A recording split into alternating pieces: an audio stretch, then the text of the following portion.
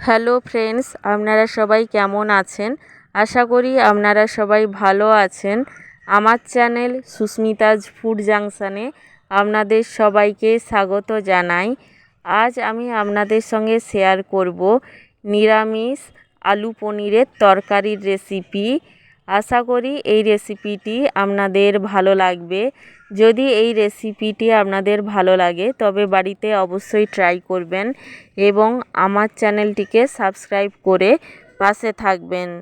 নিরামিষ আলু পনিরের তরকারি বানানোর জন্য আমি এখানে উপকরণ হিসেবে নিয়েছি পনির, যেটা আমি ছোট ছোট কিউব শেপে কেটে নিয়েছি, এবং নিয়েছি আলুগুলোকেও আমি একই শেপে কেটে নিয়েছি।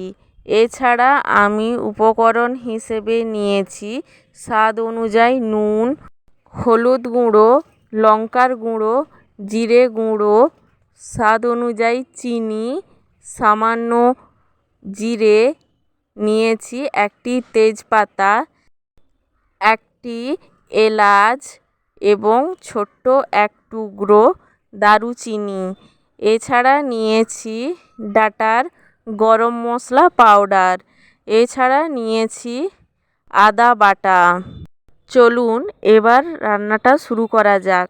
প্রথমে আমি ওভেনে কড়াই বসিয়ে দেব। কড়াইয়ের মধ্যে দিয়ে দেব সাদা তেল।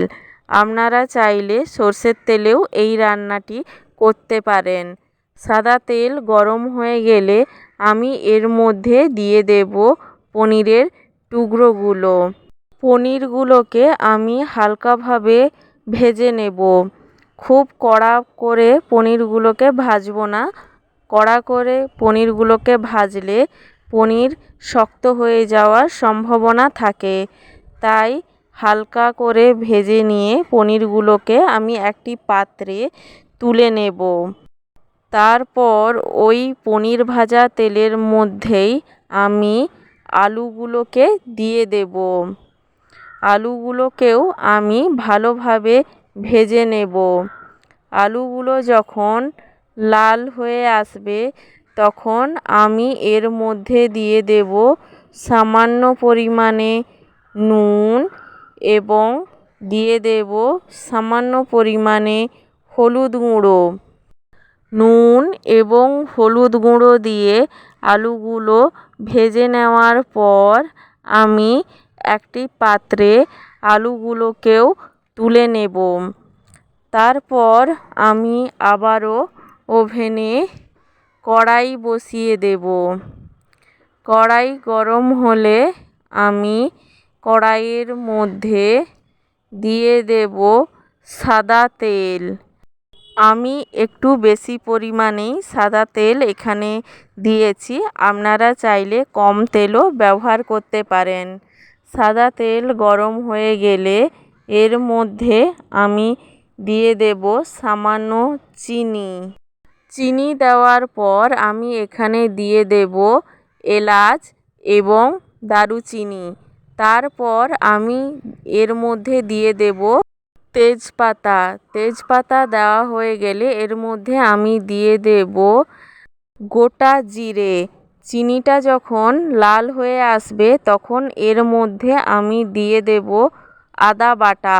আদা বাটা দিয়ে আমি সব মশলাগুলোকে ভালোভাবে কষিয়ে নেব।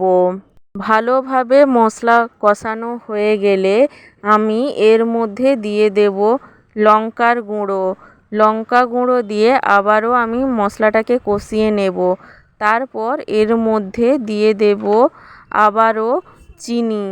চিনি দেওয়ার পর আমি মশলাকে ভালোভাবে কষাবো। তারপর এর মধ্যে দিয়ে দেব হলুদ গুঁড়ো। হলুদ গুঁড়ো দেওয়ার পর আমি সামান্য মশলা ধোয়া জল দিয়ে দেব, যাতে মশলাটা পুড়ে না যায়। মশলা থেকে যখন তেল ছাড়তে শুরু করবে তখন বুঝতে হবে মশলাটা ভালোভাবে কষানো হয়ে গেছে। মশলাটা ভালোভাবে কষানো হয়ে গেলে এর মধ্যে আমি দিয়ে দেব আগে থেকে ভেজে রাখা আলু। আলুটা দিয়ে সামান্য নেড়েচেড়ে নেওয়ার পর আমি এর মধ্যে দিয়ে দেব জিরে গুঁড়ো। জিরে গুঁড়ো দেওয়ার পর আবারও সামান্য নেড়েচেড়ে নেব। তারপর এর মধ্যে দিয়ে দেব নুন। নুন দেওয়ার সময় খেয়াল রাখতে হবে আলু কষানোর সময়ও একবার নুন দেওয়া হয়েছিল। আলু এবং মশলা যখন ভালোভাবে কষানো হয়ে যাবে তখন তেল ছাড়তে শুরু করবে।